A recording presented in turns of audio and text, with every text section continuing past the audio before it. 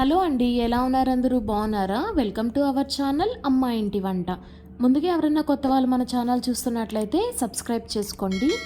ఈరోజు మామిడికాయ తురుము పచ్చడి ఎలా తయారు చేసుకోవాలో చూద్దామండి. ఈ మామిడికాయ తురుము పచ్చడిని పక్కా కొలతలతో ఎలా చేసుకోవాలో డీటెయిల్డ్గా చూపిస్తానండి. స్కిప్ చేయకుండా చివరి వరకు చూడండి. సో లేట్ చేయకుండా తయారీ విధానం చూసేద్దాం. ఈ మామిడికాయ తురుము పచ్చడి చేయడానికి నేను ఇక్కడ ఒక పెద్ద మామిడికాయని తీసుకున్నానండి. ఇక్కడ నేను తీసుకున్న మామిడికాయ వచ్చేసి ఊరగాయ కాయ అండి. అంటే ఈ కాయ అనేది చాలా పుల్లగా ఉంటుంది. ఇలాగా పుల్లటి కాయలతో ఊరగాయ పెట్టుకున్నామంటే ఎన్ని రోజులన్నా చక్కగా నిల్వ ఉంటాయండి. మీరు తీసుకునేటటువంటి మామిడికాయల్ని శుభ్రంగా కడుక్కొని తేమ ఏమీ లేకుండా తుడుచుకొని పక్కన పెట్టుకోండి. ఇప్పుడు మామిడికాయల్ని ఇలా వీడియోలో చూపిస్తున్నట్లుగా పీల్ ఆఫ్ చేసుకొని తీసుకోండి. మామిడికాయని పీల్ ఆఫ్ చేసుకోవడం పూర్తయిన తర్వాత తురుముకొని తీసుకోండి.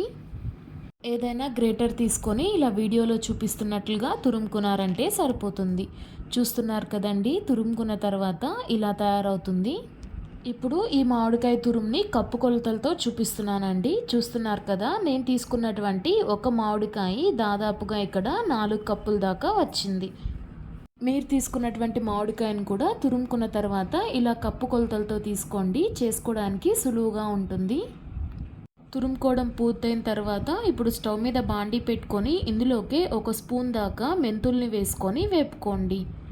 అలాగే మెంతులు కొంచెం వేగిన తర్వాత ఇందులోకి 2 స్పూన్ల దాకా ఆవాలను కూడా వేసుకొని లో ఫ్లేమ్లో ఉంచుకొని వేపుకోండి. హై ఫ్లేమ్లో ఉంచుకున్నారంటే మాడిపోతాయండి. కాబట్టి లో ఫ్లేమ్లో ఉంచుకొని కలుపుకుంటూ వేయించుకోండి.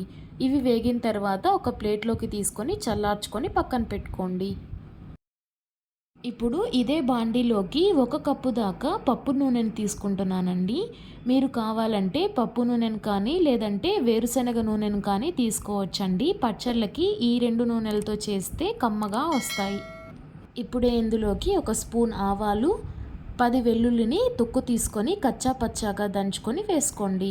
అలాగే ఇందులోకి 4-5 ఎండుమిర్చి, 2-3 రెమ్మల దాకా కరివేపాకును కూడా వేసుకొని వీటిని కొంచెం వేపుకోండి. ఇవి కొంచెం వేగిన తర్వాత ఇందులోకి 1/2 స్పూన్ దాకా పసుపును కూడా యాడ్ చేసుకొని ఒకసారి కలుపుకొని స్టవ్ ఆఫ్ చేసుకోండి. ఇప్పుడు ఈ మిశ్రమం మొత్తం చల్లారేంత వరకు వెయిట్ చేయండి. నూనె చల్లారిన తర్వాత మామిడి తురుములోకి మనం వేయించి పెట్టుకున్నటువంటి మెంతులు, ఆవాల్ని మిక్సీ పట్టుకొని ఆ పొడిని వేసుకోండి. అలాగే ఇప్పుడు ఇందులోకి 1/2 కప్పు దాకా కారపొడిని తీసుకోండి. అలాగే ఇందులోకి మనం 1/2 కప్పు కారం తీసుకున్నాం కాబట్టి 1/4 కప్పు సాల్ట్ని యాడ్ చేసుకోండి. మనం కారం ఎంతైతే యాడ్ చేసుకుంటామో దానికి సగం సాల్ట్ని యాడ్ చేసుకోవాలండి. మొత్తం యాడ్ చేసుకొని బాగా కలిసేటట్లుగా కలుపుకోండి.